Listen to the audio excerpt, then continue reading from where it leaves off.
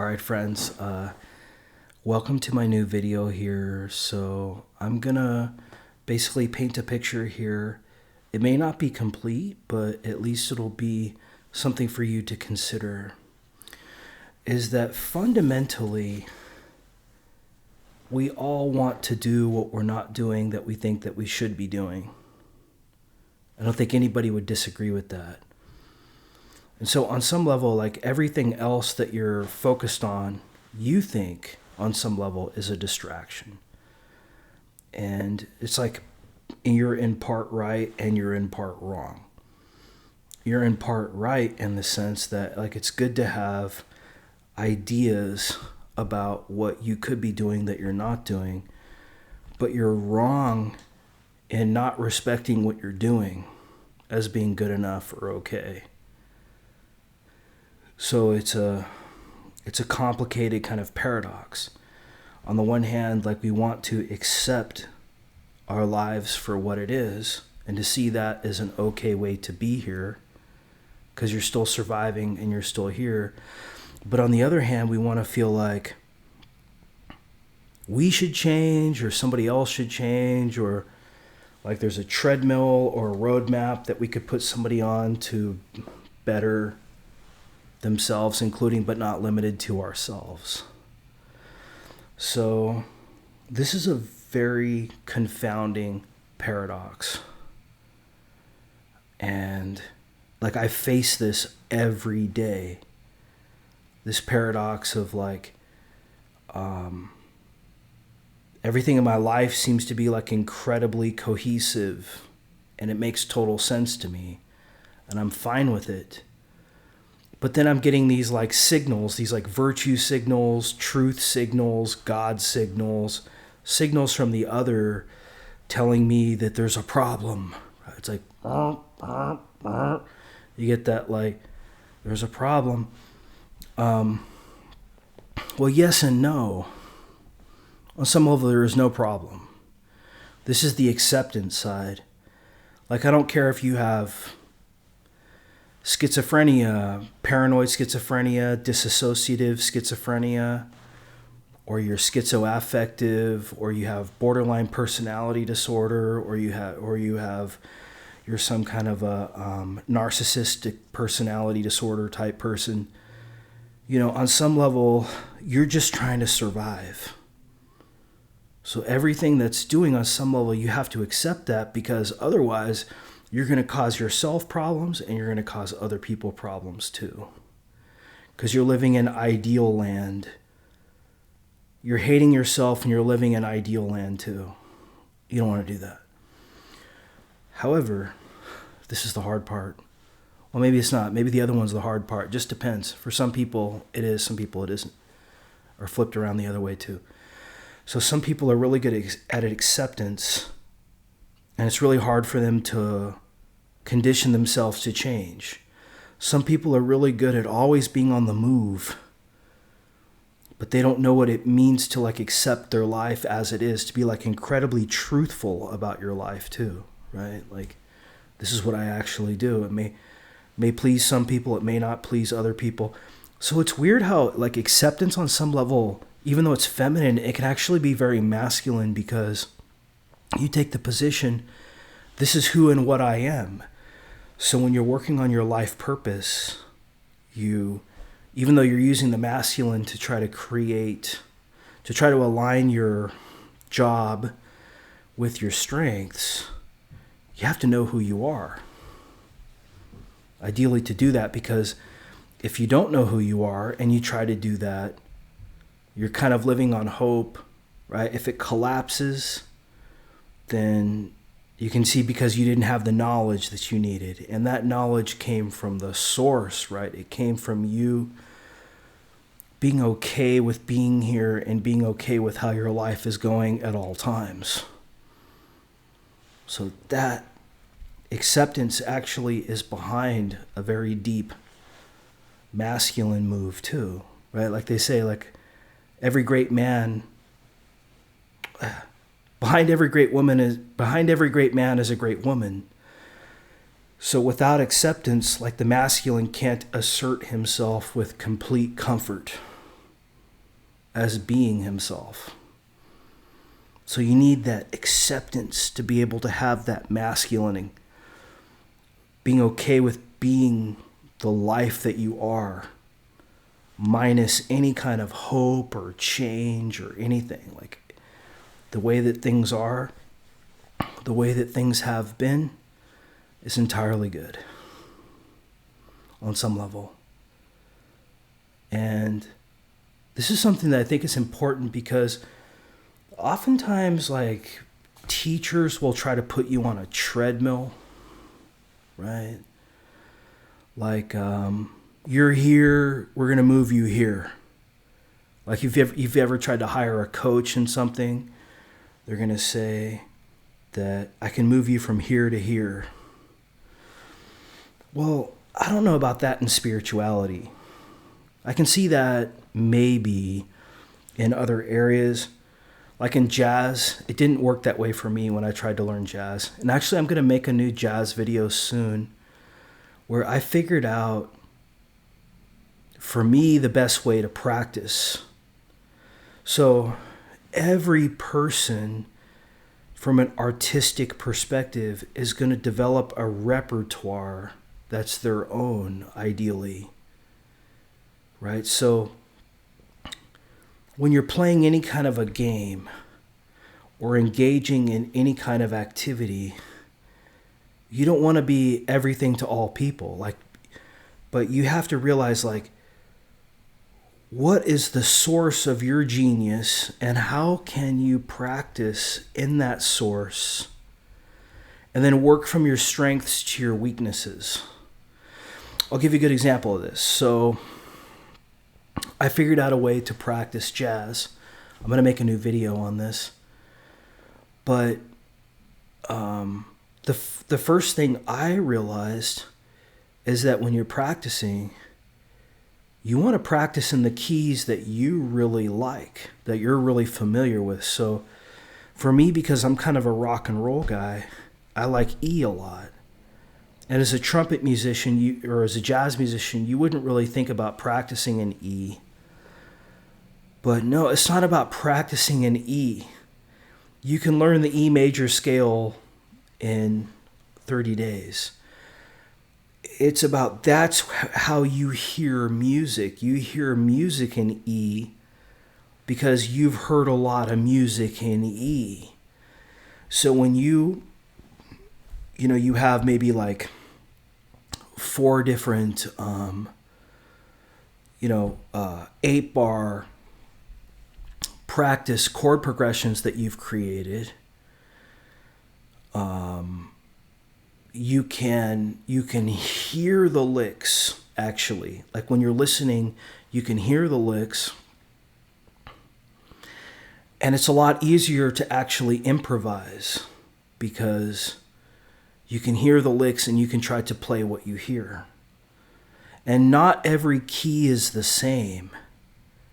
And this is the same for every kind of person, right? And any kind of artistry that you're familiar with. It's like you have your little repertoire, and then you can try to extend that repertoire. So, for example, like in chess.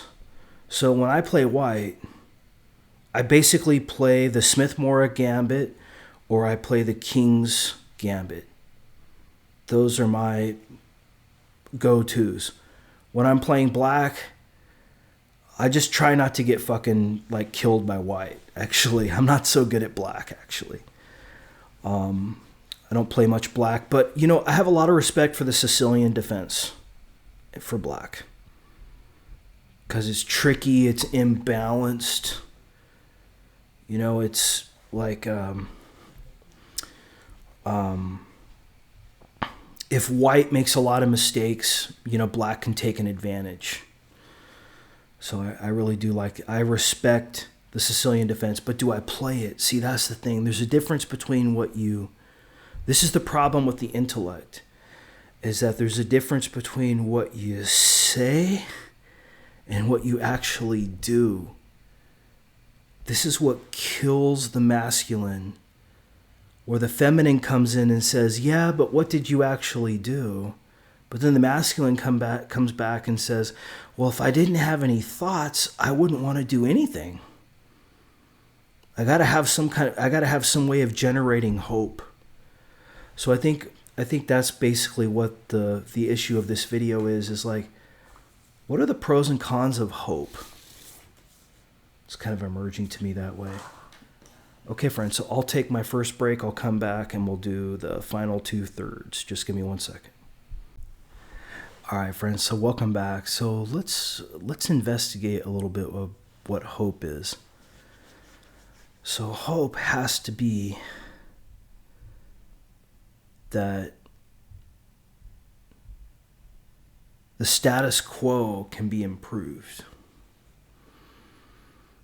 or sustained even. Nobody has hope that the status quo goes down or gets worse.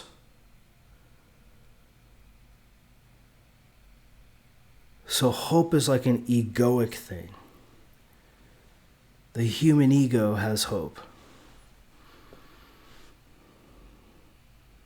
God, if I could just do these particular things, I would be good, right? But I'm not doing those, and so I'm whipping myself because I'm not doing those. But how do you know that the human ego is the extent of all ego? In other words, like, maybe what's happening isn't entirely up to you.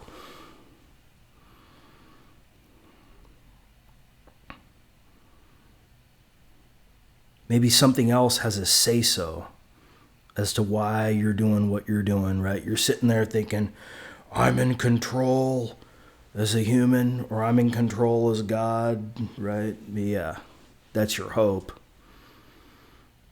But then you can see the discrepancy between like your plans and the results, and you can also go to, okay, well, like, I can be really wrong too. I mean, you might try to hide that.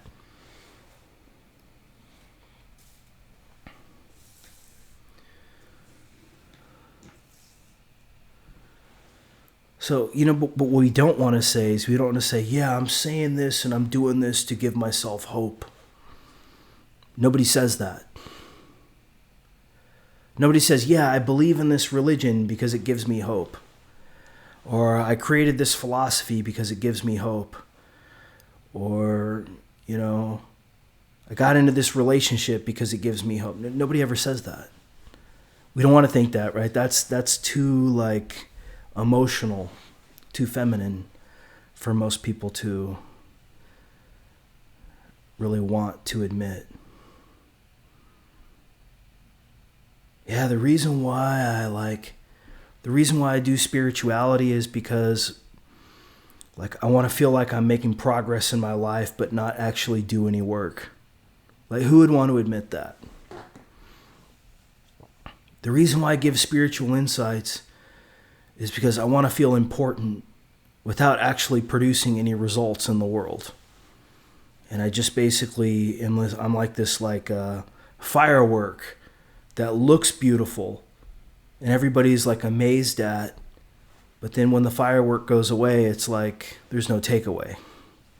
It's a show, right? You're a show, you become a show. And there's nothing wrong with that. I mean, there's the entertainment industry, right, requires that, actually. And people want to be entertained, but I think fundamentally people also just want to, they want hope that they can actually do those things that they want to do, to achieve something.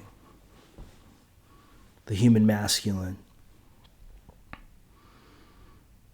And also the divine masculine. The divine masculine wants to achieve something, whether it's intellect or consciousness or whatever it is.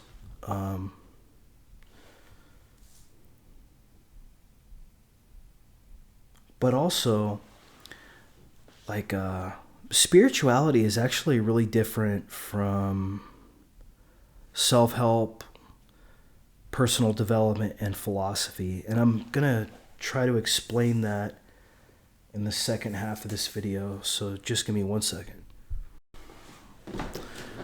All right, friends, so welcome back. So, one of the first things I want to caution everybody, including myself, against here is that when you put ideas out on the internet, like, there are going to be people who they're going to believe you. And they're very feminine in a way. They're going to believe you. They're going to defer to you. And they may be misled by you too. Like you might drive them into like further cases of mental illness, So we don't normally think about this. We just think that when we put ideas out there that everybody is as discerning as you are or not. And so you might screw up somebody's life, by planting the seeds, and they get into this maze, they can't get out of it, right? It's like the worst thing that could happen. So I think it's always good, like when you're sharing, just to say like, this is my perspective,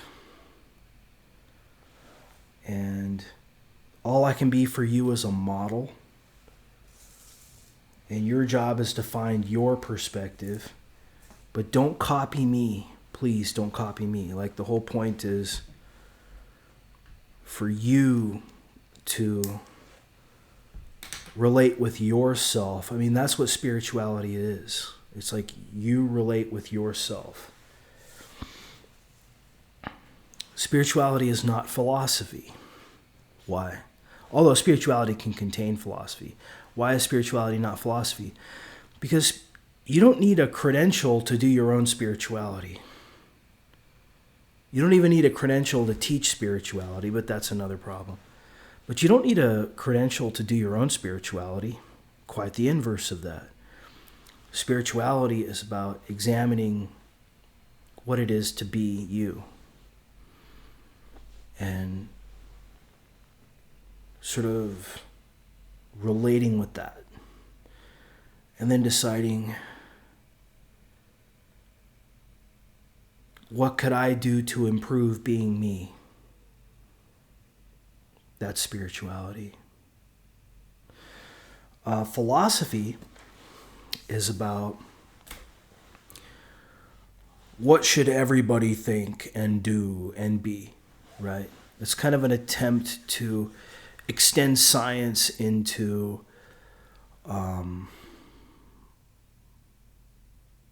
beyond science.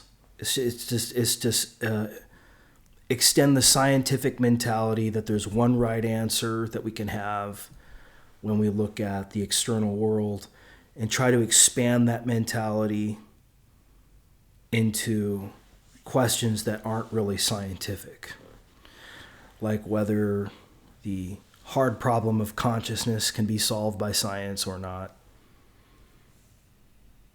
questions of intellect that science isn't really concerned with, questions of ethics that scientists can't really solve, questions of aesthetics, and so on. But it's always focused on the body, right? The external world, whereas intellect can actually go much further than that. And so we have various forms of idealisms in philosophy, like Spinoza, Leibniz even more radical than Spinoza, Plotinus.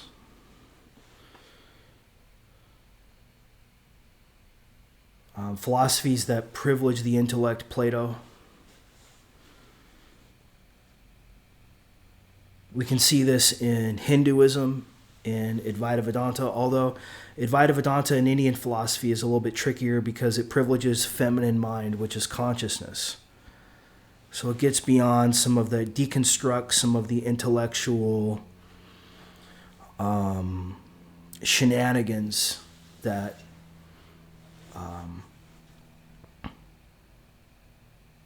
also existed in Indian philosophy too, and in Chinese philosophy with the ethics. So the Indians would have a field day against Confucius, right? Like, can you imagine Advaita Vedanta having a conversation with Confucius? Or like Shankara having a conversation with Confucius? It'd be like, those guys would want to kill each other, honestly, right? There'd be no common ground.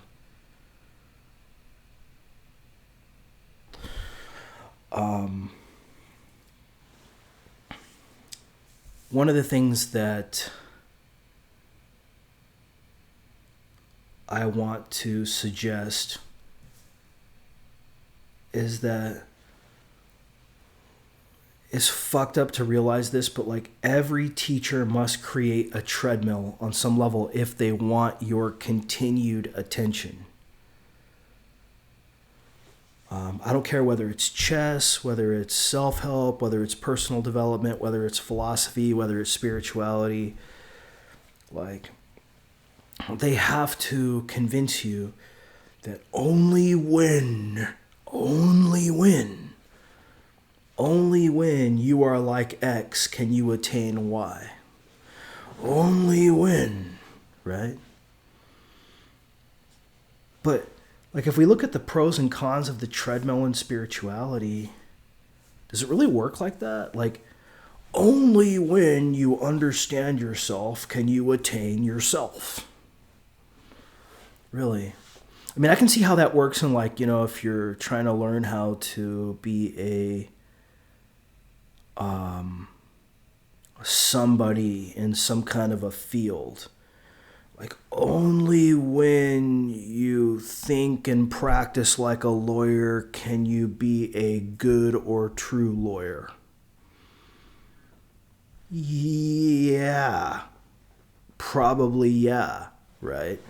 They don't teach you how to become a lawyer right out of law school. So, like, only when you're a big firm lawyer, or maybe you're a lawyer who works in like a significant, what do they call them? Boutique firm, right? Boutique firm. That just means a small firm that's not like, you know, what somebody's looking. They're always looking for like a big firm lawyer, or like a lawyer from a good boutique firm. But then you're like wondering, like, why would they want that kind of a lawyer? Because that kind of a lawyer seems like they're like, only when you are like that kind of a lawyer can you attain our job. Because that's a signal that you're like somebody instead of a nobody. But this is actually so inverted, because that's exactly what you don't want to hire. Because that person most likely is not like somebody who has a well-rounded experience. Like the person who you would want to hire, like if you were trying to hire a lawyer, right, would be somebody who was a sole proprietor and actually did everything from the billing to the intake to all the work to the settlement. You want that person, because that's the person who's going to become a partner. See, but there's this idea that no, we want the specialist. We want the big firm lawyer who only handled one very simple thing. And then now we want this person just because they were like qualified enough to be in a big firm. So people are screwed up, you know, in this sort of like this treadmill or roadmap aspect. Like, well, there's just, because we don't know how to rate each other. This is not chess. Spirituality is not chess. We really don't know how to rate each other. How do you rate somebody who's good in spirituality? Right? The question would be like, how much do you know yourself? But then, why would you need to share that with anybody else? So rating is only an issue when you're trying to teach something, or you're trying to hire something, you're trying to relate to something, and you're trying to compare value. And you're trying to say, I want the most high value thing for me, you know. whether that's thought or whether that's a relationship. But then, like, what does that have to do with spirituality? What does that have to do with, like, you getting to know who you are and getting to know what things that you could do to actually benefit your experience being you? This seems to be like it's complicating that with social needs and intellectual needs, like philosophical needs, a need to be right, a need to have followers, right? Need to be right is masculine, need to have a link is feminine. But, you know, really when it comes to life purpose, you already know, like, what you really should be doing, notwithstanding career, just what you know that you should be doing. And what you really need is, you don't need like more like theory, actually. This is, I know, like getting off the life coach treadmill is counterintuitive, but you really don't need more theory. You know what you need more of? You need more enthusiasm. Not hope. Hope is passive. You need enthusiasm, this feeling like I want to do what I should do. You want purpose. You want to know why you should be doing what you want to be doing. And then you want to be taking your